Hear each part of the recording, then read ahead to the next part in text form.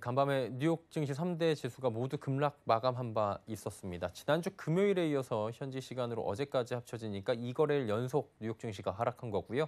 어제는 낙폭도 제법 깊었습니다. 델타 변이 바이러스 확진자가 늘어나고 있는 가운데 경기 고점 우려까지 다시금 제기되며 불안감이 엄습한 거고요.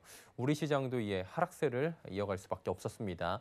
자, 그렇다면 불안감이 가중되고 있는 현 시장 상황 어떻게 봐야 할지 더운 프로젝트의 홍성학 대표에게 들어보도록 하겠습니다. 나와 계십니까? 예, 안녕하세요. 오랜만입니다. 잘 계시죠? 예, 정말 오랜만이네요. 예. 오늘도 이제 좋은 의견 좀 듣도록 해야 될 텐데요. 뉴욕 증시 급락이 생각보다 깊게 나왔어요, 간밤에. 그러다 보니까 우리 시장도 된소리를 함께 맞은 것으로 보이는데 시장 상황 어떻게 보십니까? 네, 미국 시장은 그동안 다들 잘 아시겠지만 예. 꾸준한 상승을 계속해서 이어왔고요. 올해 들어서만 벌써 한 30번 이상의 사상 최고치를 경신한 어떤 그런 상하에 놓여 있는 상황이죠. 그런 측면을 감안해 본다면 시장에서 거래하고 있는 대다수의 시장 참여자들은 시장에 대한 경계감을 가지고 있는 게 사실일 거고요. 그런 측면을 이제 자극했다라고 볼 수 있는데 오히려 어제 미국 시장 하락하고 했던 부분들은 그동안 상승했던 부분에 비한다면 하락폭이 오히려 작은 수준이 아닌가 그런 개인적인 생각을 해봅니다. 다만 이제 우리 국내 시장 같은 경우는 최근에 올해 들어서 우리 주시장을 압박했던 가장 큰 이유가 이제 인플레이션 그리고 금리 상승, 미국의 이제 테이퍼링 같은 어떤 요소들이 우리 시장을 자극하고 그로 인해서 원달러 환율이 현재 상당히 불리한 어떤 상황들이 만들어지고 있습니다. 오늘도 원달러 환율이 1,150원까지 올라왔는데 원달러 환율로 인해서 외국인들의 매도가 현재 계속해서 진행되고 있는 부분들, 이 부분들이 우리 시장을 압박하고 있고 이런 어떤 부분들로 인해서 우리 시장이 조금 제한적인 어떤 범위 내에 움직이고 있는 것이지 어제 코로나 델타 변이 바이러스 때문에 미국 시장이 하락했고 그에 반응해서 우리 시장이 많이 빠졌다 이렇게 보기에는 좀 어렵지 않을까 싶습니다. 예, 대표님 말씀은 개괄적으로 볼 때 그렇게 크게 우려할 만큼 지금 시장 상황이 나쁜 거 아니다라고 들리고 있는데요. 어쨌든 간에 조금만 더 들어가 볼게요. 델타 변이 바이러스 우려가 커지는 상황은 맞는 것 같고요. 지난주 기준으로 지금 3만 명 일일 확진자가 미국에서 나왔는데 이게 3배가량 증가한 수치라고 하거든요. 증시에 큰 영향을 이렇게 줄 정도로 의미가 있는 겁니까, 이게? 예, 우리 코로나 바이러스 사회적으로 예, 굉장히 큰 문제가 되는 건 당연한 예. 것이지만 우리 이제 투자하시는 분들 입장에서는 주식시장 입장에서 현재 진행되고 있는 델타 변이 바이러스의 확산이 시장에 엄청난 충격을 줄 것인가, 아니 무서운가, 아니면 작년에 코로나가 처음 발발했을 때의 상태가 무서웠을까 생각해 본다면 지금보다 작년이 훨씬 더 무서웠던 어떤 부분들이라고 할 수 있거든요. 그리고 지난 1년 동안 계속 코로나 압박 속에서 수많은 바이오 기업들이 발빠르게 대응을 해서 현재 백신도 개발됐고 투여를 하고 있고 그리고 이제 치료제까지 준비가 되고 있는 어떤 그런 상황 하에 놓여 있기 때문에 변이 바이러스는 계속해서 발생한다 할지라도 작년에 준비가 전혀 이루어지지 않은 상태에서 코로나에 대한 어떤 준비를 했던 시기보다 지금부터는 변이 바이러스에 대한 어떤 대응력이 훨씬 더 빨라지는 어떤 그런 상황이라고 볼 수 있고요. 이런 측면을 감안해 본다면 그다지 그렇게 크게 문제되지 않는 어떤 상황이 아닐까. 그리고 이미 주식시장은 코로나에 대한 어떤 면역 체계를 일단 갖추고 있는 상태이기 때문에 그렇게 큰 문제 되지 않는다라고 보입니다. 다만 최근에 유럽 시장도 그렇고 미국 시장도 그렇고 우리 시장도 그렇고 작년에 대한 어떤 데자뷰가 일어나는 거죠. 작년에 코로나가 발생했을 때 거기에 선제적으로 대응하지 못했던 대다수의 투자자들이 그때 당시에 그 공포스러운 어떤 두려움, 공포감 그리고 크나큰 손실에 대한 어떤 기억들을 가지고 있기 때문에 지금 현재 코로나에 대한 어떤 우려가 불거짐에 따라서 작년에 선제적으로 대응하지 못했던 부분들에 대한 반성 등이 작용하면서 이제 선제적으로 작용하고 있다. 선제적으로 먼저 매도에 나서고 있다. 작년에 선제적으로 매도하지 못했던 사람들이 올해는 이제 선제적으로 대응을 하고 있는 어떤 그런 부분에 불과하다. 그러나 이것은 시장을 작년처럼 급락상으로 몰고 가는 어떤 그런 상황들이 아니라 오히려 잠깐 시장에 충격을 주는 어떤 부분들로 인해서 지금 현재 시장이 굉장히 좀 루즈해져 있는 어떤 그런 시장 상황에 오히려 한 발 물러서서 두 발 전진할 수 있는 어떤 그런 계기가 만들어지는 게 아닌가. 그리고 이 부분은 결국 차후 시장의 무게감을 줄여주고 현재 사상 최고치를 계속해서 꾸준히 경신해 나고 있는 이런 시장에서 추가적으로 사상 최고치 경신을 하게 만드는 요인이 될 것이다라고 보여집니다. 개인적으로는. 한마디로 작년에 그 불안감에 대한 학습의 결과다라고 이제 이해를 할 수 있을 것 같은데요. 그렇다면 이제 다른 쪽입니다. 경기 고점 우려 또다시 나왔거든요. 안전자산인 국채로 수급이 몰리다 보니까 미국 10년 만기 국채 금리가 1.1%대까지 간밤에 보니까 9%가 밀려 내려온 상황이었는데 이 부분은 좀 괜찮은 겁니까?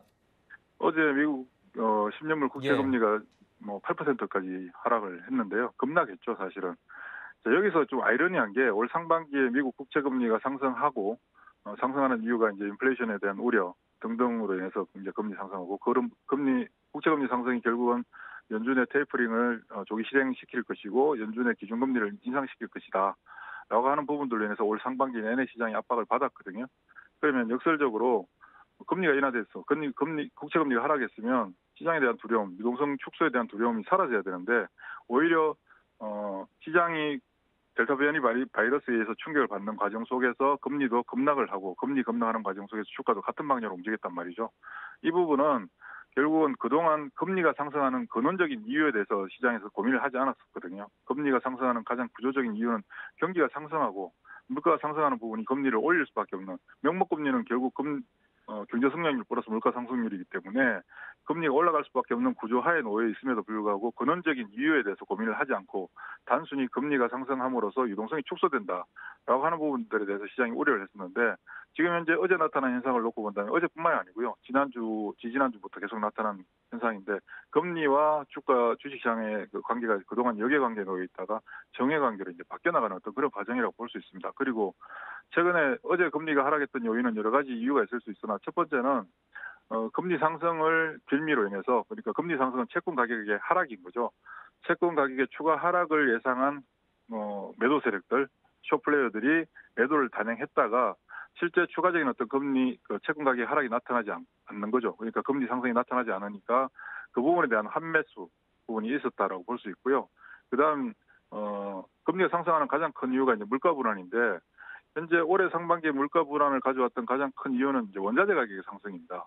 유가를 비롯해서 철강금속, 구리, 니켈, 은 등등의 비철금속들과 농산물 가격들의 상승이 이제 급하게 올라오면서 물가 부분을 건드렸는데 지금 현재 유가도 최근에 상당 가격 76불대를 정점으로 빠르게 하락을 하고 있는 중이고요. 그리고 상반기 굉장히 가파르게 상승했던 농산물 가격들이나 철강 금속 가격들도 지금 현재 상단을 맞고 지금 상승세가 일단락되는 어떤 그런 상황에 놓여 있거든요. 그리고 물가 불안 요인이 가장 컸던 이유는 모든 재화의 공급이 수요를 따라가지 못했던 거죠. 그런 부분들이 이제 일시적으로 인플레이션화 시켰던 부분들이 있는데 지금 현재 전반적으로 공급량이 증가하고 있고 특히 원자재 시장이 안정을 찾고 있는 부분들로 감안한다면 금리의 인상이 가파르게 나타난다는 것은 어려운 거죠. 그런 부분들이 결국 이제 시장에서 하락으로 전환되는 어떤 모습들과 함께 나타났고 그리고 구조적으로 일반적인 주식시장에 있는 사람들 대다수 금리가 상승하면 주가 하락한다라고 이렇게 교과서적으로 생각을 하고 있는데 과거 경기가 확장되는 국면에서는 금리도 상승하고 주가도 같이 상승하거든요. 결국 금리 상승이 주가와 금리는 같은 방향으로 가게 되는 어떤 현상들을 가져오게 되는데 지금 현재 한 2주 전부터 금리하고 주가는 같은 방향으로 가고 있습니다. 그래서 이런 부분들 감안해 본다면 오히려 지금 현재 국채 금리가 1%대까지 밀렸다. 만약에 이 국채 금리가 1%대까지 밀리고 1.1%대 그리고 이게 경기 둔화, 경기 정점을 기록한 상황이다라고 가정을 한다면 그동안 코로나 전국에서 미국 연준이나 미국 정부나 우리 한국 정부도 마찬가지고 전 세계 주요 정부의 정책이 실패했다는 얘기가 되는 거잖아요. 그리고 미국은 내년에 중간 선거가 있고 지금 모든 국가의 정부는 가장 중요한 게 경기거든요. 그럼 현재 상태에서 경기가 다시 정점을 찍고 밑으로 내려가는 상황을 그대로 손 놓고 있겠느냐. 특히나 금리가 급하게 하락한 상태에서 오히려 유동성을 축소하는 테이퍼링을 실행하는 것이 아니라 유동성을 추가로 공급할 수 있는 상황들이 만들어지는 것이죠. 오히려 이런 부분들이 최근에 조금 상반기 내내 좀 문제가 됐던 경기 상승의 그 속도를 좀 완화시켜주고 경기 상승을 완화시켜준다는 얘기는 또 다른 말로는 경기 상승의 기간을 더욱 늘려주는 효과를 가져오게 되는 어떤 부분들이 있거든요. 이런 부분들 감안한다면 결국은 오히려 코로나 이후에 진행되고 있는 현재 주식시장의 상승세가 일단락되는 것이 아니라 잠시 쉬어가는 구간을 거치고 추가적으로 더 상승하게 만드는 효과로 가져오지 않을까 싶습니다. 예, 지금 뭐 정치적인 상황도 고려할 때 아직은 정점이 아닌 것 같다라고 저희가 이해하면 될 것 같고요. 이제 국내 좀 여쭤볼게요. 코로나 국내 확진자 숫자가 줄어들질 않고 있습니다. 거리두기 4단계 영향도 있고요. 그래서 그런 건지 업종별로 순환매가 굉장히 빠르게 돌고 있는 것 같은데 이 부분은 어떻게 봐야 됩니까? 올 상반기에 1월부터 예. 6월까지 특히 5월까지는 업종 간 순환매가 굉장히 빠르게 돌았죠. 업종 간 순환매가 도는 가장 큰 이유는 일단 시장에 뚜렷한 매매 주체가 없었고요. 뭐 지금 현재 우리 시장의 중심 세력은 개인들이지만 개인들이 뭐 외국인이나 국내 기관들처럼 집단적으로 어떤 특정한 업종을 밀어붙이는 어떤 그런 힘은 없는 거죠. 거기다가 외국인이나 국내 기관은 올 상반기 내내 매도로 대응을 해온 상황이거든요. 그러니까 어떤 구심점을 가지고 뚜렷한 방향성을 가지고 움직여주는 어떤 시장이 아니라 굉장히 극도로 제한된 범위 내에서 외국인들의 물량을 개인들이 받았다 넘겼다 받았다 넘겼다 반복하는 어떤 그런 과정 속에서 작은 종목들 혹은 업종 간의 빠른 순환매가 돌아왔던 건 사실인데 이건 시장의 방향에 대한 인식이 시장 참여자들한테 인지되지 못했던 어떤 부분들이지만 궁극적으로 시장은 결국 시장 중심 종목들이 형성되는데요. 지금 우리 시장에서 가장 중요한 시장 중심 종목은 결국은 업황이 좋아지는 쪽이거든요. 업황 좋아지는 쪽은 단편적으로 우리가 굳이 주식 시장을 바라보지 않더라도 전기차 시장 굉장히 급팽창의 원년이 이제 2021년인데 최근에 뭐 우리 시장에서 2차 전지 관련된 종목들이 한 6개월 정도 충분한 휴식을 취한 후에 지금 최근에 강진을 보여주고 있는 것처럼 결국은 업황이 좋아지는 쪽이 빠른 순환매 이후에 이제 주도 업종으로 부상하게 되는데 지금부터 나타나는 현상은 올 상반기가 좀 다르게 나타날 텐데요. 상반기는 업종 간의 순환매가 이루어졌다면 지금부터는 업종 내에서 업종을 구성하고 있는 종목들 안에서 순환매가 이루어지게 됩니다. 이렇게 되는 것은 절대 다수의 종목들이 동시다발적으로 골고루 올라가는 것이 아니라 특정한 집단, 특정한 종목군이 집중해서 그러니까 소수의 종목이 되겠죠. 다수의 종목이 아니라 소수의 종목들이 집중해서 올라가는 현상들이 발생하게 되고 상승하는 종목은 줄어들지만 상승의 강도는 월등히 높아지는 상태가 만들어지겠죠. 이게 바로 이제 주도주라고 볼 수 있는데 올 상반기까지는 시장이 뚜렷한 주도주가 없는 시장이었다면 특히 작년 코로나 이후 마찬가지였고요. 지금부터는 이제 본격적으로 유흥장세 이후에 실적 장세로 전환되는 넘어가는 과정 속에서 주도주가 부상하게 되는 그런 국면이라고 볼 수 있겠습니다. 예, 대표님 오늘 말씀 너무 잘 듣고 있는데 저희가 네, 시간이 지금 여유롭지가 않아서 마지막 질문을 조금 짧게 들어야 될 것 같은데요. 그냥 바로 네네. 질문 드릴게요. 예. 대응 어떻게 하는 게 좋겠습니까? 간단하게 저도 뭐 예, 말씀드리면 인플레이션에 대한 우려 하실 필요 없고요. 경기 정점에 대한 우려 하실 필요 없고 업황이 좋아지고 새로운 세상으로 발맞춰가고 있고 특히 코로나 때문에 이제 일시적으로 우리가 겪고 있는 언택트라고 하는 부분은 일시적인 현상이 아니라 구조적인 어떤 현상들이다. 이 구조적인 현상들이 진행됨에 따라서 4차 산업이 굉장히 속도는 더 빨라질 거고요. 결국은 2차 전지 그러니까 전기차와 관련된 2차 전지 업종들과 그리고 4차 산업과 관련된 백업을 지원하고 있는 반도체, 뭐 OLED 마찬가지겠죠. 이런 부분들과 그리고 새롭게 태동되고 있는 새로운 산업, 메타버스와 관련된 메타버스가 이제 최근에 이제 부각을 하고 나타내고 있는데 메타버스라고 하는 부분은 우리가 아직까지 경험해보지 못했던 새로운 시장이거든요. 새로운 시장이기 때문에 어디까지 확장될지, 어디까지 성장할지, 언제 뭐 소멸될지 아무도 알 수가 없습니다. 그 주식시장은 이런 꿈을 가지고 있을 때 아무도 모르고 있을 때 그 끝이 어딘지 알지 못할 때 주가의 상승은 상상을 초월할 정도로 진행된다라는 게 과거에 우리 시장에서도 나타났던 현상들이기 때문에 지금은 우리 일반 개인 투자자분들께서는 2차 전지 관련된 정보들 다소 비싸다라고 생각 들지라도 아직도 늦지 않았다는 생각이 들고요. 그리고 메타버스와 관련된 쪽은 새롭게 시작되는 부분이기 때문에 반드시 대응해야 된다.